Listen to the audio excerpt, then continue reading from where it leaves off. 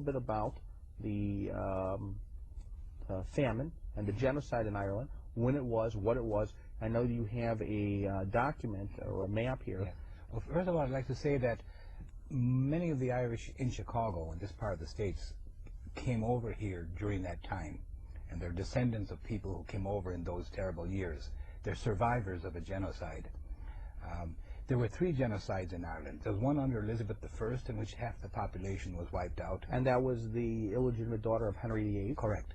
A second one under Cromwell, to hell or Connacht, and then the one of 1845, 1850. Oliver Cromwell, the Calvinist who took over? Correct. Yes.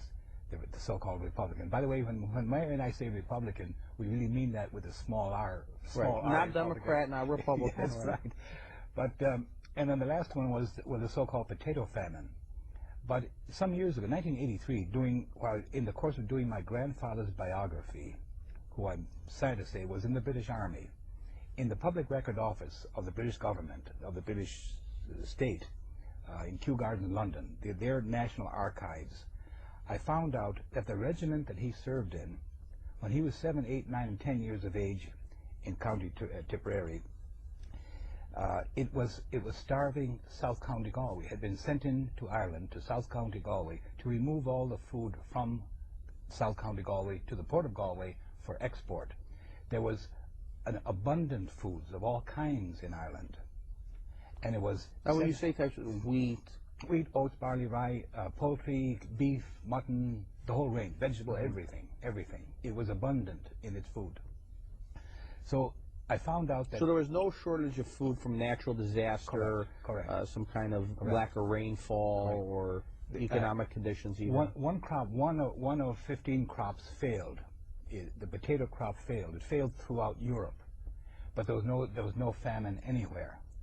But when Britain sent in 75 regiments to... And now why did they send in 75 regiments? Because their potato crop failed, and the English people were heavily dependent. The London Times of August 25th, 1845 said that the average Englishman's day consisted of two meals of potatoes. So they were heavily dependent upon potatoes. So potato was a staple in the diet of both the Anglo-British as well as the Irish, Celtic, or whatever other people would be. But the British or English were living in urban areas, mostly in cities, so they survived by food that was brought in from elsewhere. While in Ireland, they lived on land, and there was abundant food of all kinds. So to say that the potato crop failed, therefore the people died, would be like saying in Chicago, pizza disappeared, so we all starved to death. It just doesn't make any sense. So in the course of my investigation... So even if the potato crop failed, people may not have been happy or the same choice or their stock, but there would have been other things for sustenance. And there was. And 200,000 British soldiers removed all that other food. And this is where I think we'll bring up... Now, you're making a claim that, as we've discussed, though, is not necessarily the claim of the so-called mainstream historians. Is that correct? No, in fact, many are denying this, while others are embracing it. So they can't deny it and prove that it's not correct. It's there. The information is still available in Kew Gardens. At the time when Chris picked it up, it is still there. And those who want to find it, if they want to find it. So you have historical evidence of documented archival evidence of both proof of a British famine from London newspapers. No, it was a fear of a British famine. Okay, fear of a famine, as well as the deployment of, which would have been in military records, correct, of these 75 regiments. Correct. Now, forgive my lack of knowledge of how many people would be in a regiment. Typically about 1,000, 800 to 1,000. Varies an awful lot. In the American Army, there are 200 in a company, and there are 4 or 5 companies, 4 companies plus a headquarters company in a regiment. So it's approximately 1,000. But in this case, there were 200,000, including the constabulary. And by the way, that was 200,000, but about 100,000 at any given moment. About 100,000 at any given moment. And every flag here is a location of a British regiment. And while this is a snapshot of what happened, they typically remained in one location for one tour, a year and a half or so. And so there was some to and fro between here and the colonies and here in England, and also some shuffling around within the country. All of these regiments were here. There's 75 regiments. Now, just for the sake of our view on the audience and a little relation, we're discussing genocide, so we don't be too nostalgic. What part of Ireland is your family from? Yes, I was raised in Castlerea, right there, and there are 3 mass graves around our town from those years. Mary was born and raised right in the middle of County Limerick, Croom, right there, and there's a mass grave where she comes from. Okay. But it turns out that at the time we made this map, we had discovered something like 180 mass graves. But after Mary and I put up a memorial at one that was brought to our attention in North County Galway, near Ballymoe, so many people came to us with knowledge of other mass graves that had been in their family, that they had known about ever since 1845, 1850, that we've concluded that there are some 3,000 or so mass graves in Ireland perpetrated, filled with people murdered in those years. But if anyone would say whose people are from County Cork, the British regiment who starved County Cork, 12th Lancers, they were horseback, the 61st Regiment of Foot, the 3rd Regiment of Foot, the 3rd Hussars, and the 16th Regiment of Foot. In Kerry there were only 2 regiments, the 8th Dragoons on horseback and the 1st Dragoons on horseback. The reason why they'd be on horseback there is that it's very rough land in West Kerry, and they'd be probably only moving sheep off the mountains into the ships for export, and that'd be done by horseback. In the areas where there are no regiments, in County Sligo and up along the top, that indicates either the land is very poor and there's not much crops here in West Mayo, also Northwest Mayo, or that there were so many local Protestants that they didn't have to use the army to move the food out, because Protestants, as say British in Ireland, were not targeted for extermination. The Irish were, and they were identified as Catholic, and there's plenty of evidence as to what the intentions were. They were doing 2 things. They were sending food over to England out of here, but they were also wiping out the Irish. And they wiped out half the Catholic population in 5.5 years. In fact, more... Now, is that wiping out by death and immigration, or just death? Murder, by death. Okay. Another million escaped successfully. In fact, in a paper I made... And this would be right before our Civil War, so... Correct. This would be the immigration that was coming through New York, then to other Boston, Chicago. That's correct. Right before the Civil War. And you should see how the Chicago Tribune reported on these people at the time. It's hard to believe. And the New York Times. I suppose. But in the Chicago Tribune, the women were drunken prostitutes and the men were drunken drunks. But that's the way, or drunken criminals of some kind. It's really sad. So, in fact, in a newspaper, I'm leaving here, Saoirse, the current edition of a newspaper from Ireland, a man was arrested recently for public begging, and he was in violation of a law that was enacted in 1845, when the people of Ireland took to the roads and just wandered into oblivion, to death mostly, and anyone caught begging was summarily dispatched or gotten rid of. So in Mary's... Point us now where the 6 counties are: Northern Ireland, the occupied territories. Yeah, that's right around here. This area here. It does not include the northernmost part, which is County Donegal. It's actually the northeastern part. 6 counties around Lough Neagh and County Fermanagh. That's it. And by the way, on this map, anyone who goes to the website can look it up under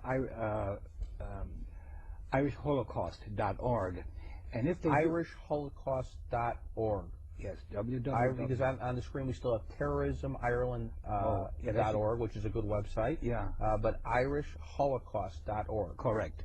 And the capitalized letters are counties, and the lowercase are towns, the location of mass graves that we had discovered at the time we made this.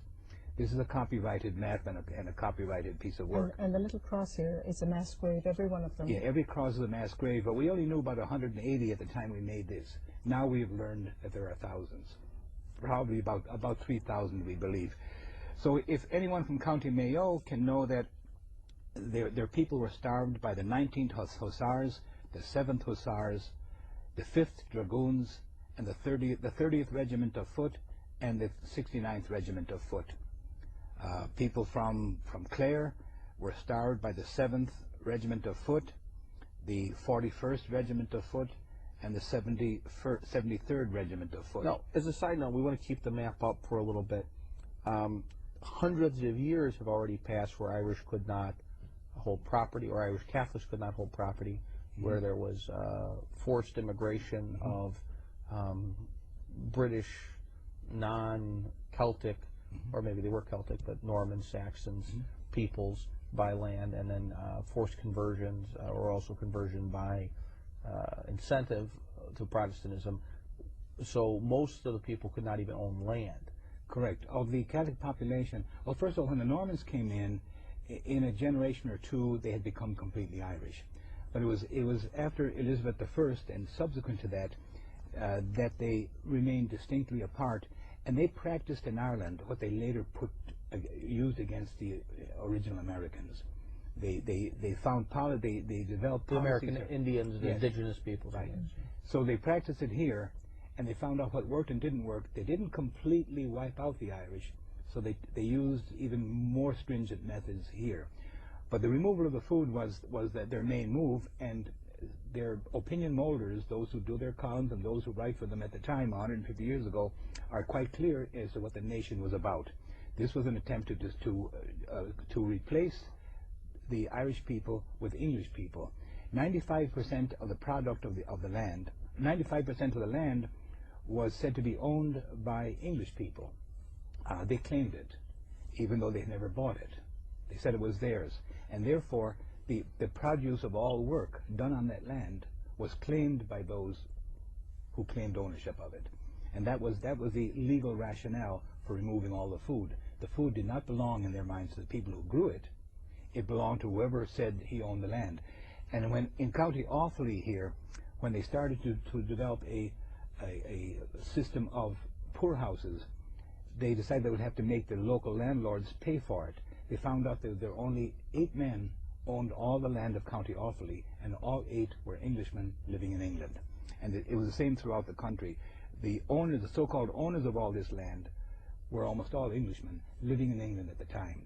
The English press referred to them as Irish landlords, but that was just a way of escaping, you see, escaping. Now, one other form of cultural genocide maybe you could discuss is that the original language of the Irish is not English, as most people assume or think. It's Gaelic. Yes. And that Gaelic was also outlawed. So the language of the indigenous original language was outlawed. It was wiped out. In fact, by the time of the starvation of Ireland, the language was no longer a crime to speak the language, but they're the ones who died.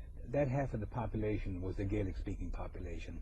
And by the way, 5.25 million people died.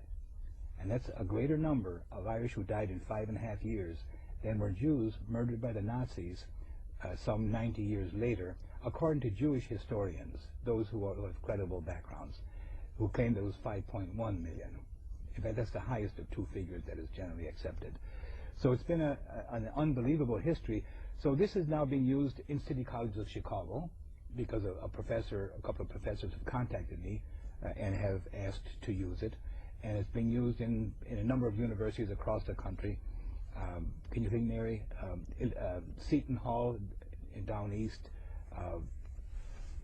I shouldn't have started talking about it because my mind's gone blank. But a bunch of high schools, Holy Cross here in Chicago, and quite a few others, are using this to teach Irish. Now, as this is a very quick side note, there is a resurgence, though, of Gaelic speaking, even though English is the official language. Yes. Is that a number of people have learned Gaelic, are learning Gaelic, young people speak Gaelic. And parents are speaking in their houses for their children.